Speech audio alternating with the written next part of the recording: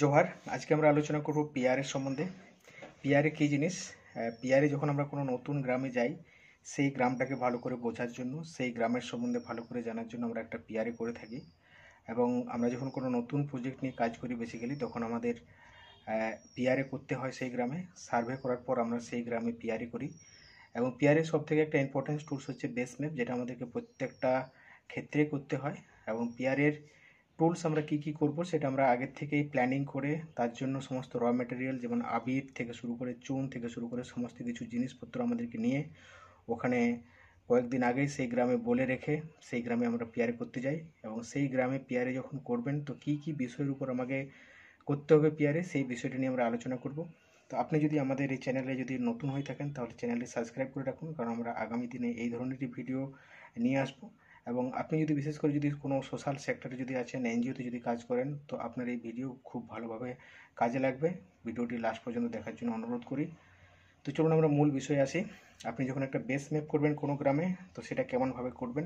আমি এখানে একটা ছোট্ট চার্ট পেপারে দেখিয়েছি। এটা কিন্তু আমাদের জমিনে করতে হবে, মাটিতে করতে হবে, মাটিতে বসে করতে হবে পুরো ম্যাপটা। তো আমরা কোথার থেকে শুরু করবেন এবং কিভাবে সেটা শুরু করবেন সেই ব্যাপারে আমরা আলোচনা করব।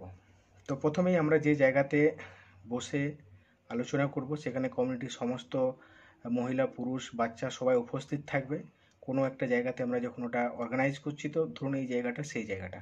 এবার এখান থেকে আপনাকে একটা প্রথম যখন শুরু করবেন, আপনাকে ওখানে একটা পূর্ব, পশ্চিম, উত্তর, দক্ষিণ কোন দিকে আছে সেই গ্রামে যেখানে দাঁড়িয়ে আপনি মিটিং করছেন, সেইখান থেকে কোন দিকে পূর্ব, কোন দিকে পশ্চিম, কোন দিকে উত্তর, কোন দিকে দক্ষিণ, সেটা মার্ক করে রাখবেন। মার্ক করার পর আপনি এখান থেকে গ্রামের কমিউনিটিদেরকে জিজ্ঞেস করুন যে যে জায়গাতে আমরা মিটিং করছি সেই জায়গার থেকে যদি আমরা পূর্ব সাইডে যদি যাই আমাদের গ্রামের লাস্ট সীমানা পর্যন্ত বা আমাদের মৌজার লাস্ট সীমানা পর্যন্ত, তাহলে সেইটা কত দূর পর্যন্ত আছে বা কত দূরত্ব আছে। সেটা দূরত্ব হয়তো 2 কিলোমিটার, 1 কিলোমিটার, 1.5 কিলোমিটার হবে। এবার সেটা পায়ে হেঁটে যেতে কত সময় লাগবে, সেটা হয়তো 15 মিনিট বললো বা 10 মিনিট বললো।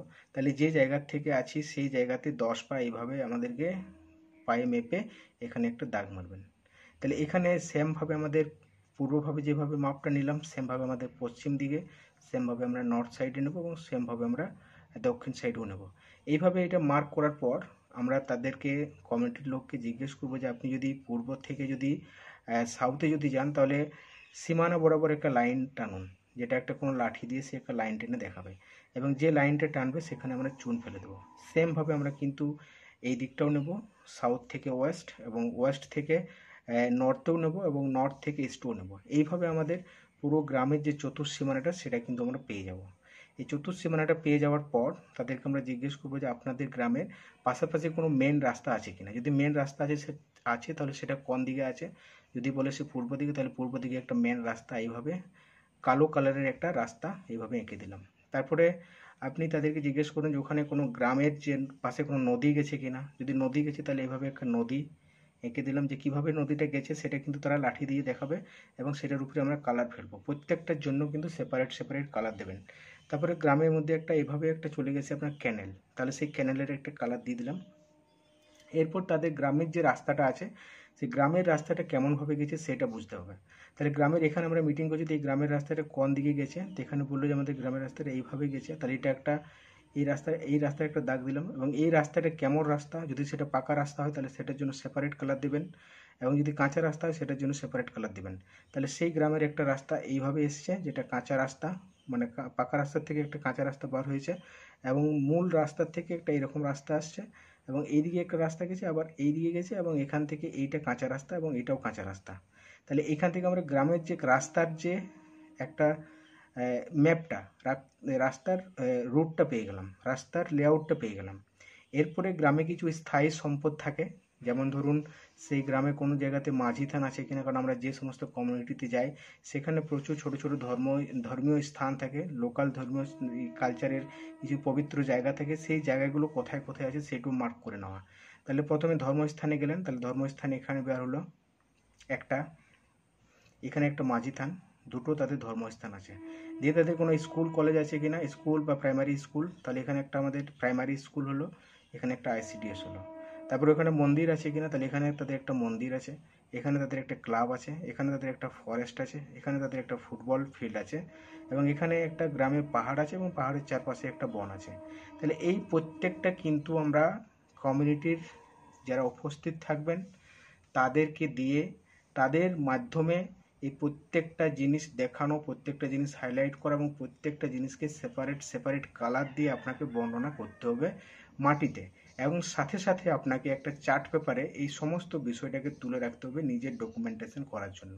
তাহলে কী হবে না, আপনি তো ওটা তো গ্রামে করলেন, আপনি ডকুমেন্টেশনটা অফিসে নিয়ে আসতে পারেন এবং সেটা পার্মানেন্ট বেসিসে রাখতে পারেন, বা ডোনার যদি আসে তো ডোনারকে দেখাতে পারেন যে এই গ্রামের আমাদের এইটা হচ্ছে তার বেস ম্যাপ।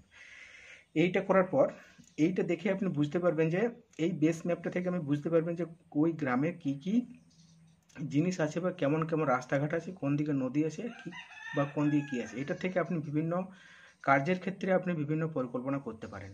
এরপরে যখন আপনি ফাইনাল চার্ট পেপারটা করবেন, ফাইনাল চার্ট পেপারটাতে আপনি এই বিষয়গুলো ইন্ডেক্সের মাধ্যমে প্রত্যেকটা জিনিসকে তুলে ধরবেন যে এখানে যেটা ইউজ করেছেন আপনি সেইটা কি।